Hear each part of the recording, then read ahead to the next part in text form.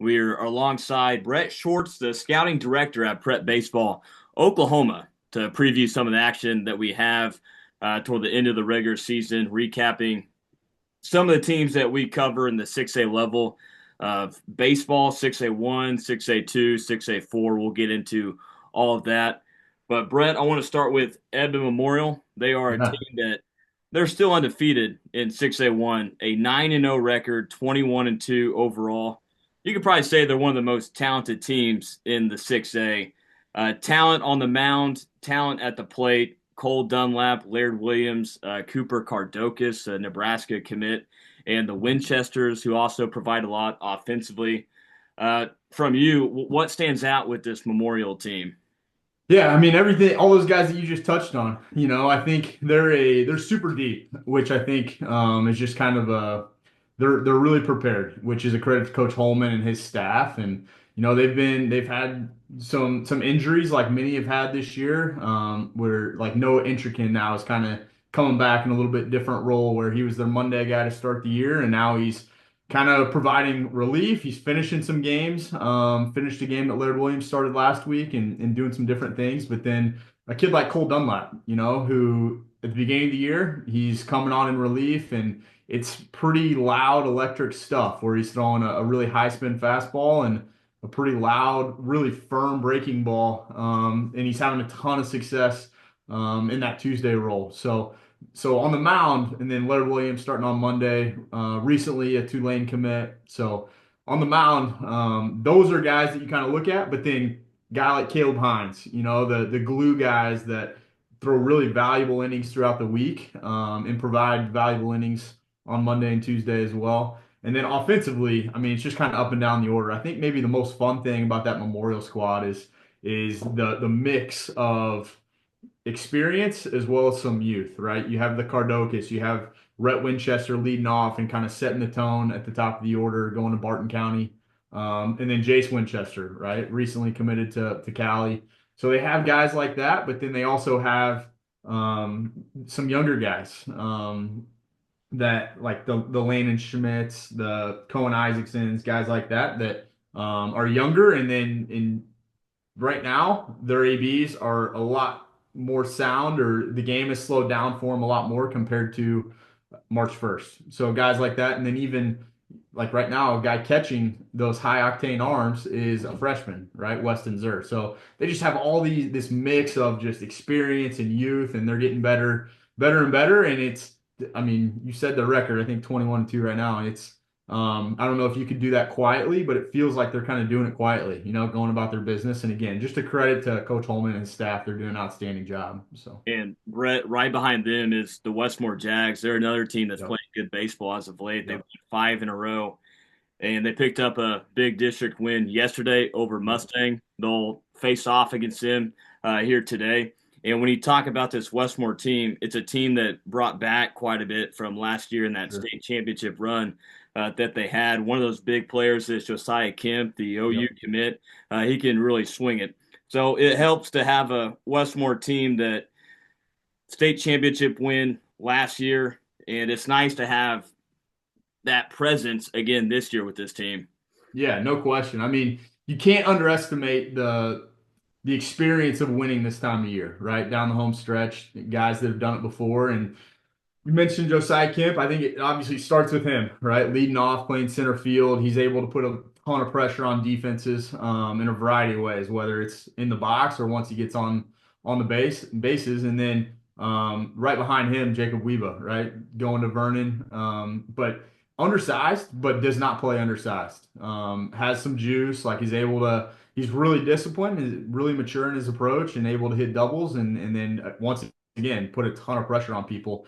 But I think maybe the biggest thing is they find ways to get outs, right? They just consistently are able to kind of put themselves in good positions late in games. They're still in a game, and they're able to find a way to win those games. And like I was at a Yukon game early in the year with them, and on a Tuesday, and Yukon was the one that was able to kind of find a way to win. And I think that Westmore has kind of found a way to kind of flip the script on that a little bit. They've learned through some of those experiences early in the year, and I mean, guys stepping up like Brody Inhoff's as tough of a Monday guy, like big time pitchability, the changeup's elite. Like he has a chance to be really, really special at the next level, but he's putting together really good starts and putting them in good positions on Monday. And then again, another really well coached group to where they're not going to beat themselves. Well, and Brett, speaking of Yukon, what can you say about the Millers? Ryan Phillips, the head coach for Yukon, it Yeah, feels like they always have talent every single year. It's just about putting all the pieces together sure. for Yukon if they want to finish this regular season and make a run in the postseason. Yeah, I think one of my favorite things about, I mean, I call it a job. I'm pretty lucky, but I think one of my favorite things is to see guys just continue to grow. And I think UConn is just such a great example of that. And again, a testament to their staff. And you can see the development going on behind the scenes because you have like the Grady Hoax on Monday who are outstanding, right? He's going to give them a chance. They could beat anybody with Grady Hook on the mound. But then on Tuesday, Braden Trogdon, just it seems like every single start, he just continues to get better and better, and gives them every opportunity to win. The stuff is really, really sound, and you can see that every time on the mound, he's learning a little bit more how to pitch. He's learning a little bit more how to use it. And then offensively, I mean, I think they're a really exciting group that continues to get better from game one to where we're at now, right now, around game 25. And like Eddie Fish, I think is probably who it starts with. The uncommitted shortstop, but I don't think he'll be uncommitted too much longer. It seems like people need to be beating down his door, but it's just super talented. Can do everything that you would ever ask.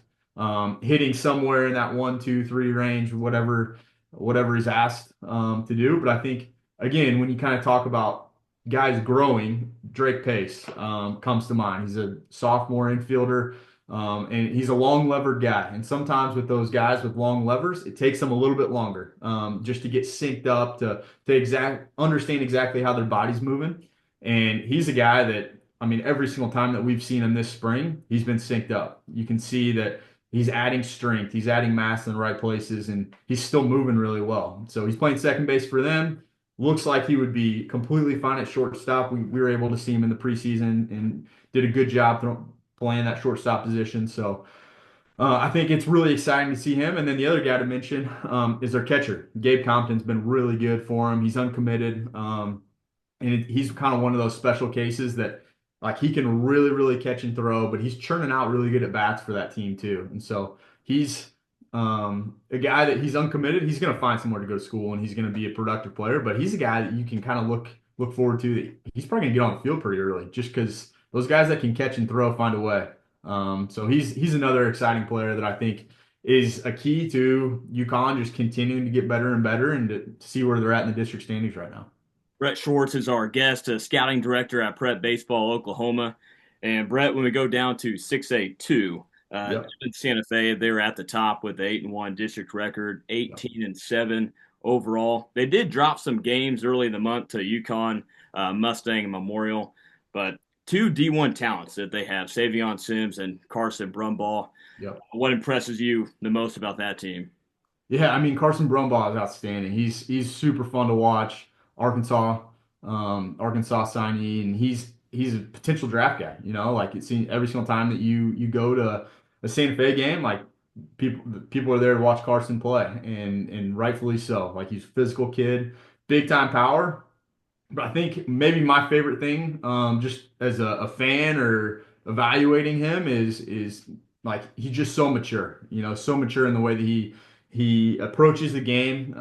He'll take what the defense is going to give him. If it means hitting a backside single, he's going to hit a backside single. But if he gets into a plus leverage count, like he's going to do damage, right? And we've been fortunate enough to see some of that in person, to where he's able to kind of get after guys in some of those counts. So it really does. Like him setting the table is just such a big part of their success. But then even after somebody like Brum, like they have the Brady Morgesons who like the hit tool is very, very real. And he understands again how to play the game. I think that's a credit to Coach Webb, that those guys understand who they are and how to utilize their skill set to help the group. But like Morgeson, and then you mentioned somebody like Savion. I mean, that's guys like him don't come around too often with the physical tools. But I think the cool thing with Savion has just been the command so far this spring. Like he is really, really attacking the zone. and going right after guys. And I mean, obviously with that kind of stuff, why wouldn't you? But it's also it's nice to see like the relentless, just that attacking mindset that he's putting forth so far this spring. And obviously for them to get to where they want to get to, like he's going to be a significant part of it. But then even like you have the other guys that kind of come after that, like the Aiden Allreds, the Carson Coopers, guys like that are, I mean, doing their job more or less. They're coming in relief or they're starting on Tuesday and giving Santa Fe every opportunity to win and to get to be where they're at right now in those district standings. Like guys like that are a huge part of it. Shalpak's obviously a big part of it. Going to Crowder's a great junior college program. So all those guys, they're doing a great job and it's I mean shaping up to be a really fun finish down the stretch. And behind Edmond Santa Fe, the Moore Lions, a team that's been a little bit of a surprise this year. They've won 10 Sure. of their last 11, so they're playing hot right now. What can you tell us about the Moore Lions this year and the job that they have done? Yeah, man. Obviously, like Coach Haddock's first year at Moore, and you can see just from the beginning of the year till now to see the growth of the group. And I think to this point, they've won 10 of their last 11. They continue to get better and better, shaping up for a huge series with Santa Fe next week, which will be really fun. It's on the calendar, so excited for that one. But they just I think kind of the same in the sense of like it's a bunch of guys that kind of understand who they are. It's a bunch of baseball players, really. It's a bunch of two-way guys that understand who they are and they're able to just, I mean, like Peyton Eichler going to Murray State, like he gets them off to a great start on Monday. And then it's a bunch of baseball players, like guys that can win in a variety of ways. There's some youth mixed in there as well, guys like Cole Gossett, who like gained some valuable experience a year ago, continues to get better and better.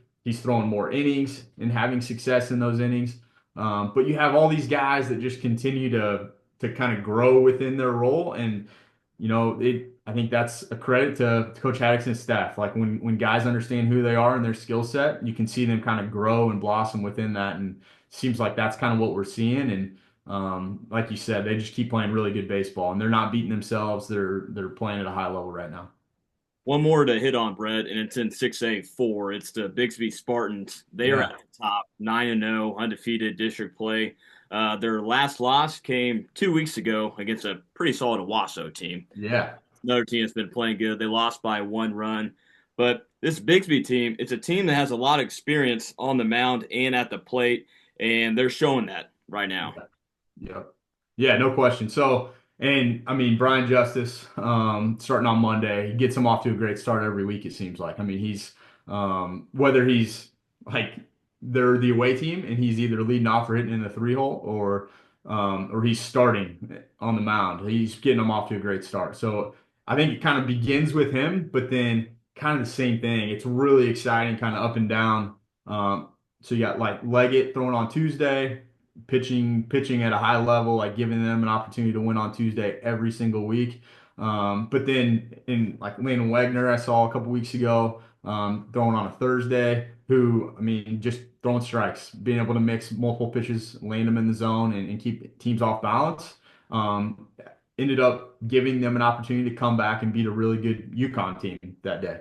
But then offensively, I think it's really fun. It's really exciting to watch them because they can do so many things. Like they have, I mean, Barrett Stanley is a super talented hitter. Like that guy can absolutely hit from both sides of the plate. Ton of doubles, and I think that's what's so fun to watch is he doesn't necessarily try to do anything outside of himself. It's I'm gonna basically have a mature approach, hit doubles to the middle of the yard. If they leave the yard, they leave the yard, but I'm gonna hit doubles and drive guys in. So I think kind of begins with him, but then I mean, you just kind of move around the yard. Like Dax Sullivan is having a really good year. Rhett Lou's having a really good year. Brock Copus is another sophomore, really physical sophomore who's having an outstanding year. So, I mean, really up and down that group. Graham Knight is another one who's really come on strong. And like you talk about, like we mentioned Drake Pace earlier with Yukon, like Graham Knight's kind of in that same realm where man, you can see the growth and the development that's taking Got a lot place of with a guy talent. like him. And yeah, absolutely. So, just doing an awesome job. So I think Cohen Miller just had a huge week for him on the mound and at the plate. So it's kind of up and down that lineup, and they can beat you in a variety of ways, and you can see different guys stepping up different weeks. And Coach Wilson's an outstanding coach. Like they're very, very well coached. They do the little things really well, and it shows up in the win-loss column. And you can see that they're, I mean, playing at a high level and have high expectations for the rest of the year as they should. That's Bret Schwartz, the scouting director at Prep Baseball Oklahoma. You can continue to watch 6A baseball, our coverage throughout the regular season and the postseason on krefsports.tv. Bret, thank you so much for joining Yeah. us. Yeah, Connor, I appreciate it, man. I appreciate you having me on. Love talking shop.